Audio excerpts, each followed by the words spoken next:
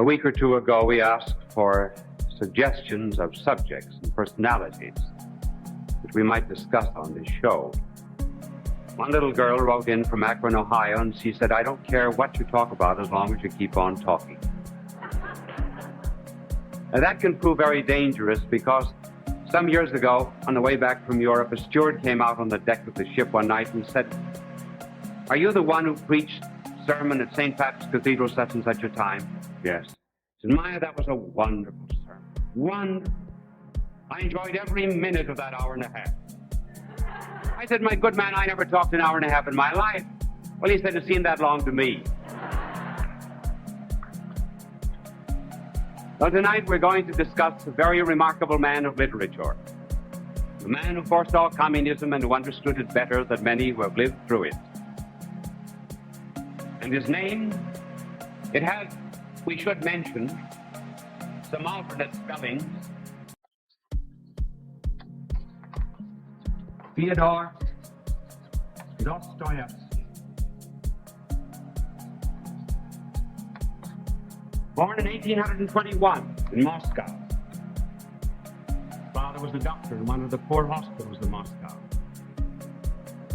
Father was not very kind to the family or the peasants when he bought the car. The peasants later on killed him. But the son lived from 1821 to 1881. And in that relatively short span of life had three great creative moments. The first creative moment of Fyodor Dostoevsky was when he learned the meaning of freedom. Those were days when students were rather radical. Young Dostoevsky belonged to a radical group as he was studying engineering, though he always loved literature. And he was interested not in the German philosophers, as many were at the time, but in Rousseau, Saint-Simon, Fourier, and others. He wanted to establish some kind of a system where there would be no marriage, no private property, some weird kinds of socialism. And kings and czars were jittery in those days. In the year 1848, Louis Philippe was the last king of France. He lost his throne. Nicholas I was afraid of losing his. So when he heard of this young group of revolutionists in St. Petersburg, he arrested them. 20 of them were thrown into the prison of Peter and Paul. Queer name for a prison. So it was. And then after several months in jail, on the 22nd day of December, 1849, 20 youths were led up on a platform. Komorsky Square of St. Petersburg. There were lines of 10. Dostoevsky was sixth in the second line.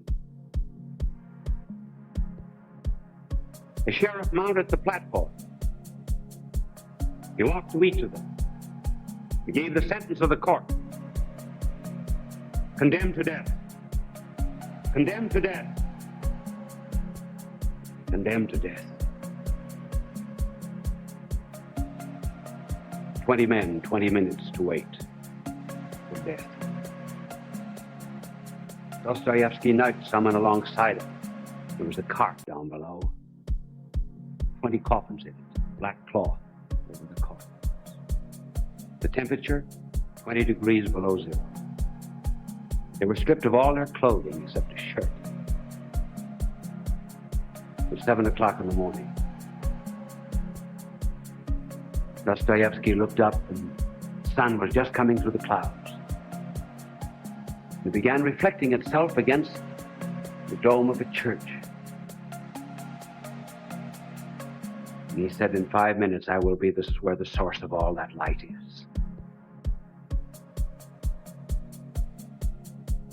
And then 1 minute more, and he said, "Oh, if I could only live. What an eternity of days would be mine. And how I would treasure each moment." And at that moment, a soldier came across the yard waving a white flag and announced that through the mercy of the Tsar, they would not be shot. Dostoevsky was to be sentenced to 4 years imprisonment in Siberia. He breathed the air of freedom. He began to be a kind of an embodied spirit. His soul had come back into his body. Dante, because he wrote Inferno, has been described as the man who has been to hell. Dostoevsky was the man who looked death in the face and got back that elemental freedom, the freedom to live and move and have your being. You would understand freedom as well as any man in the world. That was his first creative moment. The second was when he learned the implications of that freedom. Christmas Eve of that year, he was put into a sleigh, driven out of St. Petersburg on a 3 weeks journey to Siberia. And as he left St. Petersburg, it was Christmas Eve. There was no room in the inn. You could see houses ablaze with lights, Christmas parties on the inside.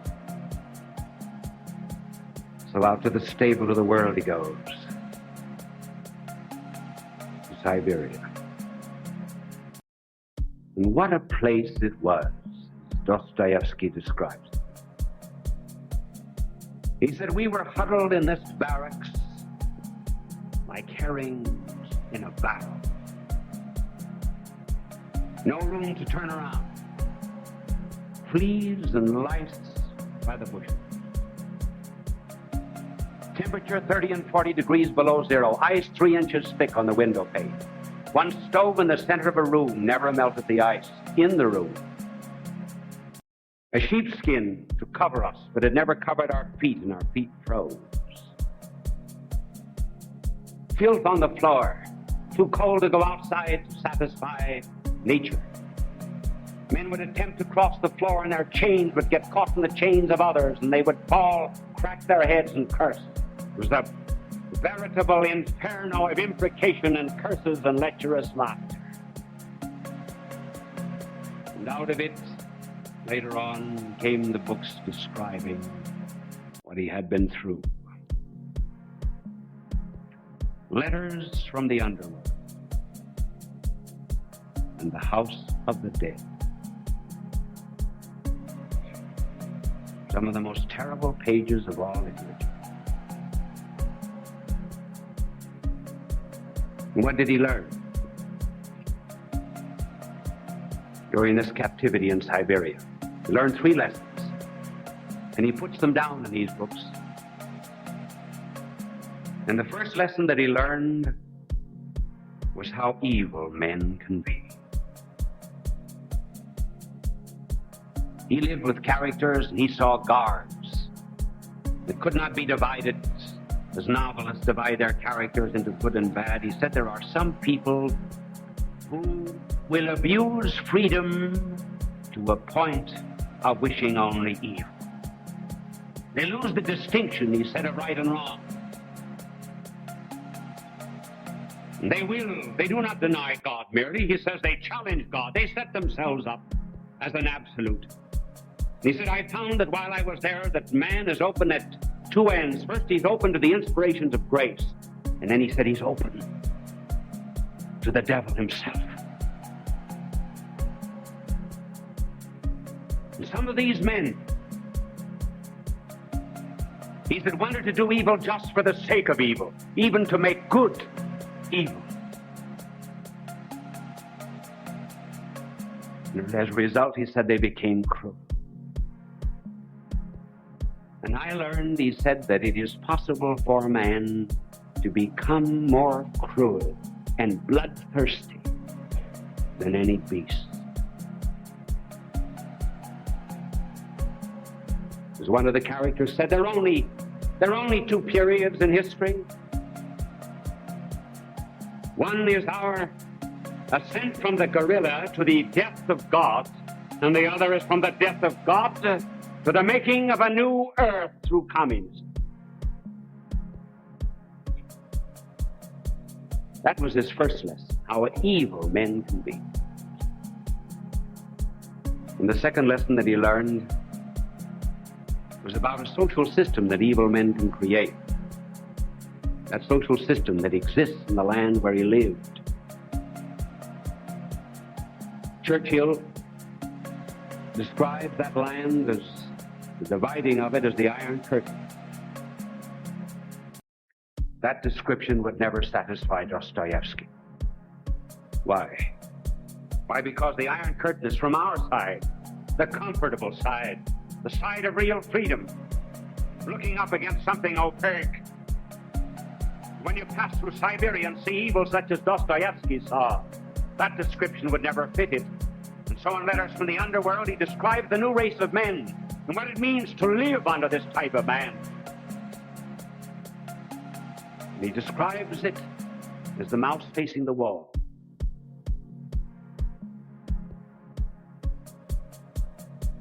He said a mouse will ultimately come to the last wall, and he will gnaw, but he cannot get through. A bull in the face of a wall will respect it. He will not charge it. It's something sacred. But a mouse will gnaw and gnaw and gnaw and be frustrated because he cannot get through. What is the wall? The wall is the impossible. It is that social system under which men must live unto eternal frustration.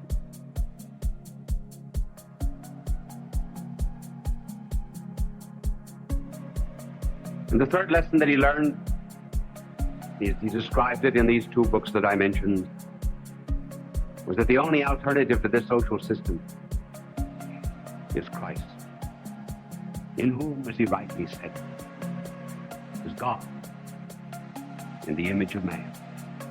He said, I thank the Almighty that I have passed through Siberia, because I've learned now the essence of man.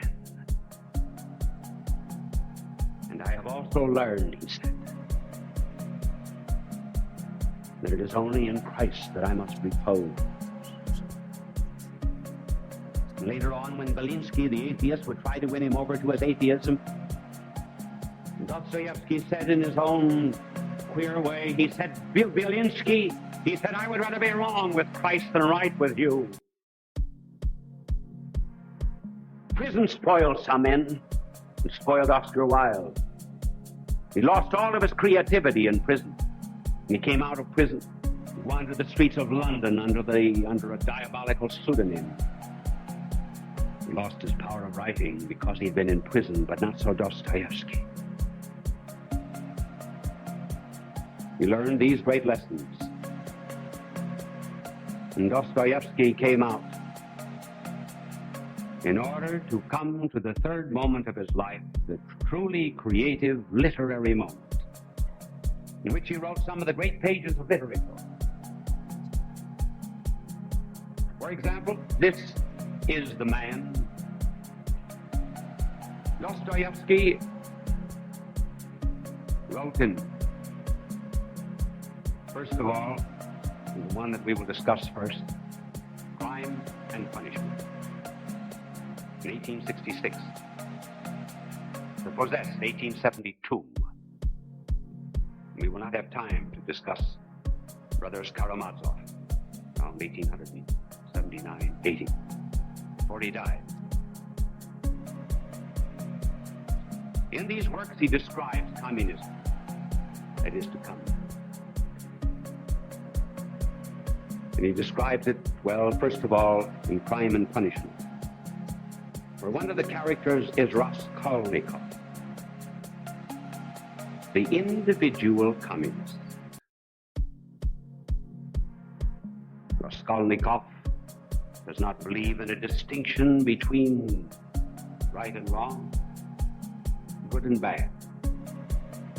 But he's interested in the masses. He's concerned about the poor. He wants to build up a social system. He's concerned with the proletariat. And this new social system that loves the masses must be built up. But in order to build it up, says Raskolnikov, you have to have money. So he kills a poor old woman pawnbroker to get money to establish his socialistic state. And he argues she was vermin anyway. You see the system? You kill one, you ate 1,000 of the masses. That's simple arithmetic. That's communism. No concern whatever for the individual person. All that matters is the party state, the totalitarian structure. And hence let individuals, wherever they be, in Poland, Hungary, Albania, anywhere else, let them be wiped out. All that matters is the regime that professes to love the poor and tramples.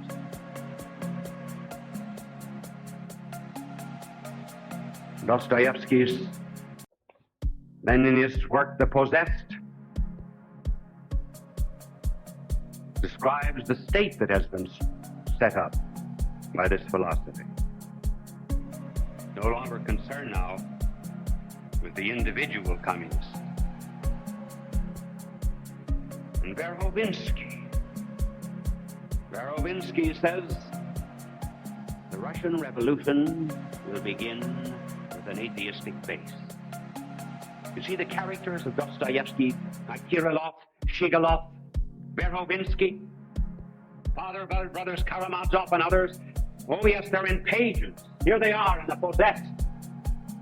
But these men, you cut a page, blood comes out, and they walk across the streets of Russia. They're living characters, they just have other names. Stalin, Lenin, Bulganov, Bulganin, Khrushchev. He wrote about them, he knew them all. He lived through them, he saw it coming. So Verhovinsky said the foundation will be atheism, and then he talks to Stavrogin, and he tells Stavrogin just how he must develop this system, and Stavrogin prepares for it. And so he violates a girl, and then after he's violated her, he locks her in a room, and there's a little opening in the door. She sips tea, you can look at her until she goes mad. And he enjoys his tea, and finally she goes mad, and she hangs herself, and Stavrogin said, Now,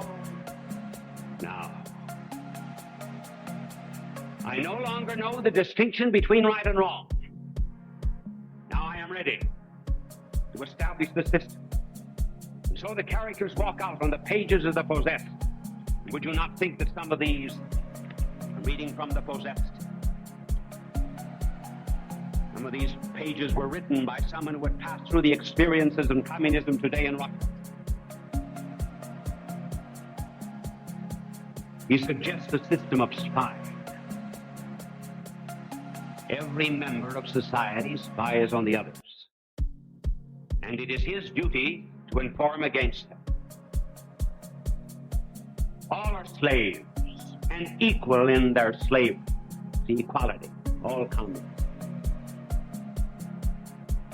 They will be banished and put to death. Cicero will have his tongue cut out. Copernicus will have his eyes put out. Shakespeare will be stoned. Slaves are bound to be equal. There never has been any freedom or equality without despotism. But in the herd, everyone will be equal. The moment you have family ties or love, you get the desire for property. We'll destroy that desire. We will make use of drunkenness, slander, spying. We'll make use of every incredible corruption. We'll stifle every genius in its infancy. We will reduce all to a common denominator, complete equality. Only the necessary is the necessary. That's the motto of the whole world from now on. The world needs a shock, and that's for us, the dictators, to look at. Absolute submission. Absolute loss of individuality. But once in 30 years, the dictator will let them have a shock, and they will suddenly begin eating one another up, just as a precaution against war. And then Dostoevsky, knowing that this philosophy that has no respect for persons, that speaks of the love of the masses, will be a menace to the world, tells how it will win over, does not mention America. But how true he was writing too soon for us, perhaps. But he told how all the intelligentsia, the riffraff, the false liberals, all of the people, without a fine distinction of right and wrong, will follow after these individuals. And do you know, as a leader, that we are tremendously powerful already? Our party not only consists of those who commit murder and arson, fire off pistols in the traditional fashion or bite colonels. They're only a hindrance. I reckon them all up. A teacher who laughs with children at their God is on our side. The lawyer who defends an educated murderer because he's more cultured than his victims and could not help murdering them to get money, he's one of us. The schoolboys who murder a peasant for the sake of sensation, they're ours. The juries who acquit every criminal, they're ours. The prosecutor who trembles at a trial for fear he should not seem advanced enough is ours. And among officials and intelligentsia and literary men, we have lots and lots of them, but they do not know it. And so we'll have a little fresh blood now and then, and we'll set legends going, and every scurvy group will be of use to us. I'll pick out some of you fellas that you'll be keen for shooting. Well, there's going to be an upheaval. There's going to be such an upset as the world has never seen before. Russia will be overwhelmed with darkness, and the whole earth will weep for